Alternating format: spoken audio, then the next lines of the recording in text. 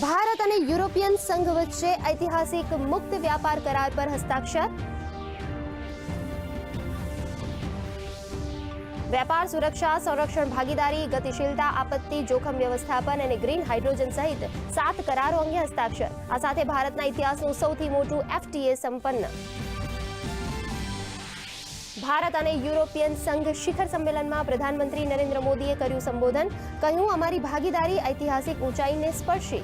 બંને પક્ષોને એકબીજાના બજારમાં મળશે વેપારની તક. ક્ષેત્રમાં ભાગીદારી વધારવા ઉપર મુકાયો ભાર.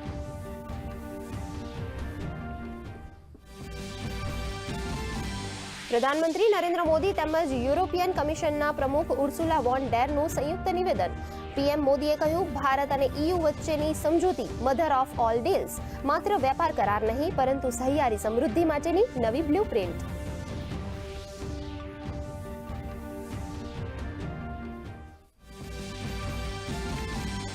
ભારત EUની ડીલને 21મી સદીની વૈશ્વિક સમૃદ્ધિનો સંયુક્ત રોડમેપ ગણાવતા કેન્દ્રીય વાણિજ્ય મંત્રી પિયુષ ગોયલ. FTA બિઝનેસ જગત માટે એક સ્પષ્ટ અને સકારાત્મક સંદેશ. તો વિદેશ મંત્રાલયે કહ્યું, આર્થિક મહાશક્તિઓ વચ્ચેની આ ઐતિહાસિક સમજૂતી.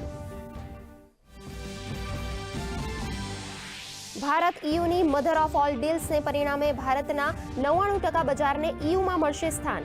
તો સુરતના હીરાઈ ઉદ્યોગ, ટેક્સટાઇલ અને ભરૂચના કેમિકલ ફાર્મા ઉદ્યોગ તેમજ રાજકોટ વેરાવળના એન્જિનિયરિંગ અને મરીન એક્સપોર્ટ ક્ષેત્રને પણ મળશે વેગ.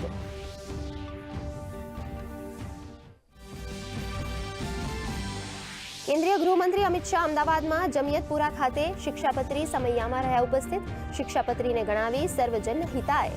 કાલુપુર સ્વામિનારાયણ મંદિરના પર્યાવરણ જાળવણીના અભિગમની કરી પ્રશંસા.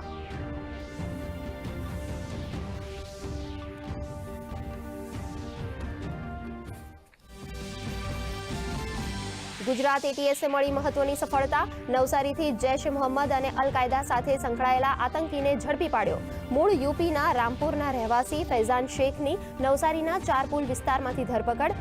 આતંકી ફૈઝાન પાસેથી મળી આવી એક પિસ્તોલ અને 6 જીવતા કારતૂસ.